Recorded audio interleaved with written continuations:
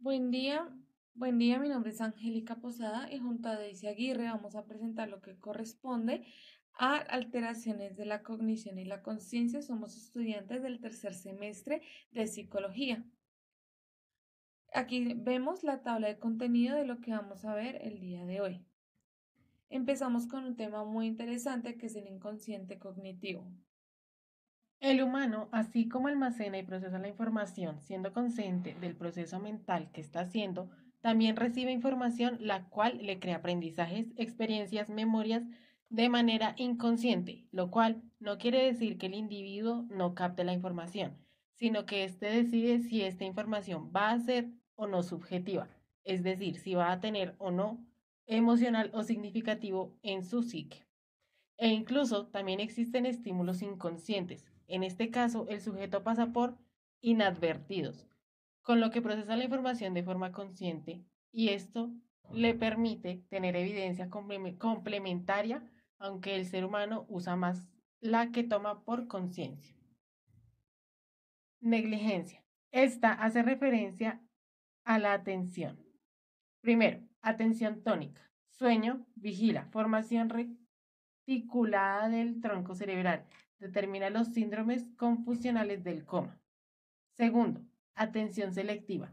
Dirigir el foco de la vigilancia hacia los aspectos relevantes del espacio sensorial. La alteración de estos mecanismos determina la conducta heminegligencia. Aquí podemos evidenciar los tipos de negligencia que encontramos en la vida cotidiana.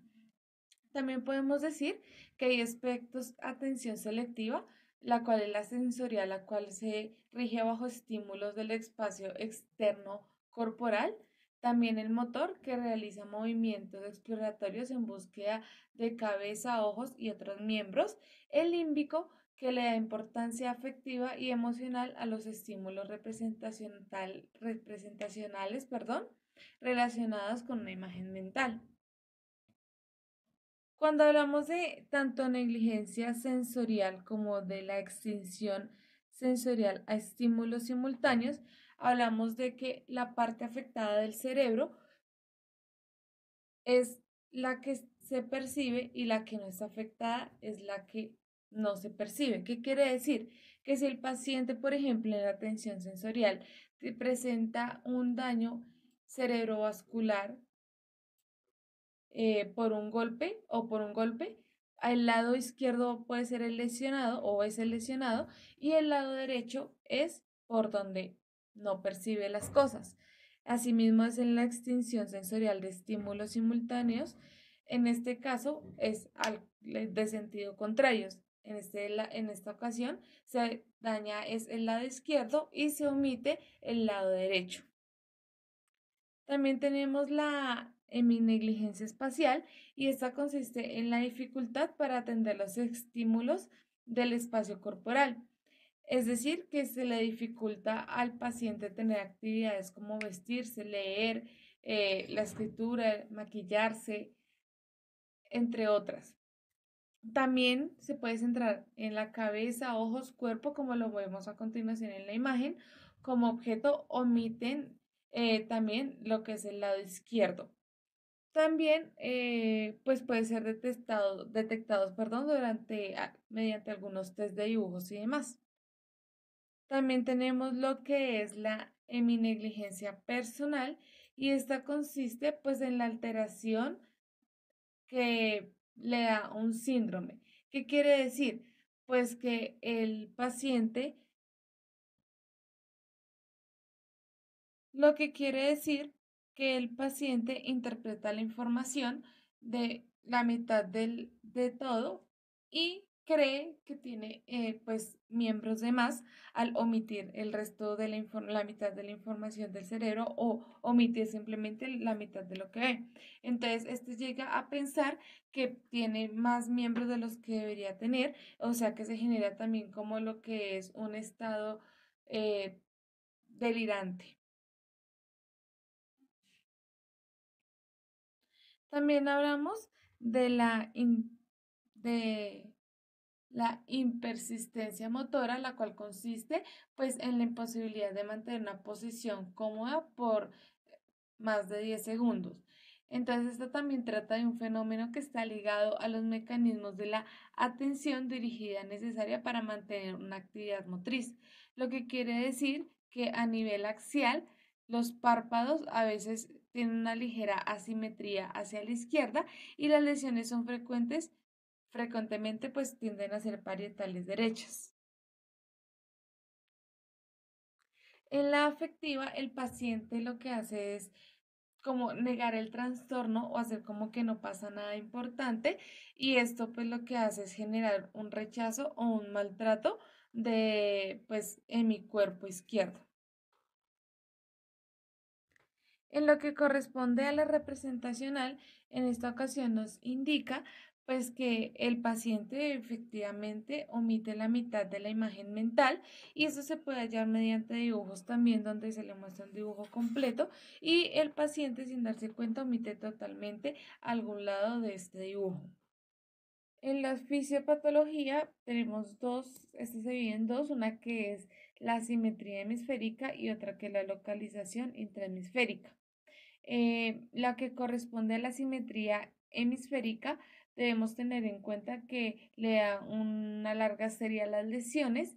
Por este caso, pues se evalúan algunos pacientes y se dan cuenta que de 59 pacientes, 51 tenían lesión en el lado derecho del cerebro o 4 en el izquierdo y otros 4 bilaterales, lo cual quiere decir que eran ambas partes del cerebro. La frecuente asociación entre la negligencia y la lesión derecha en los pacientes dispuestos es indicativa de una representación asimétrica para el proceso de la atención selectiva.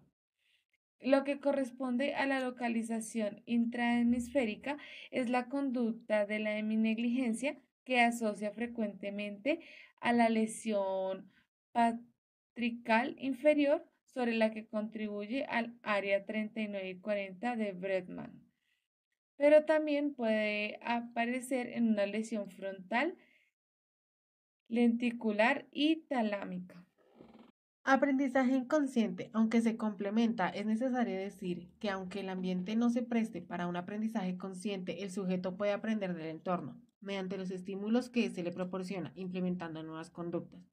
También hace referencia a aprender o replicar sin necesidad de un proceso mental significativo. El aprendizaje inconsciente aprende procesos, tal como si se tratara de una máquina que procesa la información. Memoria inconsciente. No retener los episodios contenidos del pasado. Por lo general, se ven en pacientes con deterioro neurológico en el córtex prefrontal derecho y el hipocampo. Pacientes normales, bajo el efecto de ciertas drogas, cuando no prestan atención a los contenidos de los episodios o la procesan de forma artificial. Aquí vemos algunos ejemplos de los trastornos de la disociación de la atención. Entre ellos se encuentra el TDAH, lo cual quiere decir trastorno de déficit de la atención, lo cual pues le dificulta a pacientes lo que es la concentración, dificultad para enfocarse y mantenerse quieto. Esto pues porque su proceso de desarrollo en su, ya que la corteza cerebral se desarrolla más despacio, debido a esto se encuentra pues donde está el grosor motor y también donde pues ayuda a los procesos de concentración. Al desarrollarse esto de una forma tan lenta, pues es lo que produce precisamente el déficit de atención y que no pues empieza a tener disociación.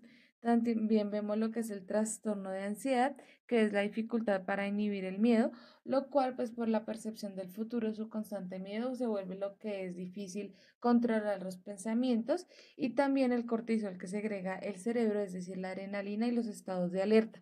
Esto pues son los que generan las disociaciones. En conclusión, pues vemos que es importante tener en cuenta los procesos inconscientes para cada aspecto de la vida, tanto para la memoria como para los procesos de aprendizaje. Así, pues en los estímulos, en los procesos de crianza, en cada uno de los ámbitos, ya que constantemente hacen parte de nuestra vida. Muchas veces en el aprendizaje inconsciente es más efectivo que el aprendizaje consciente. También, pues, debemos tener en cuenta si llegamos a conocer de pronto algún paciente con algún tipo de negligencia, el cual necesite ayuda. Y aquí vemos las fuentes consultadas para este trabajo.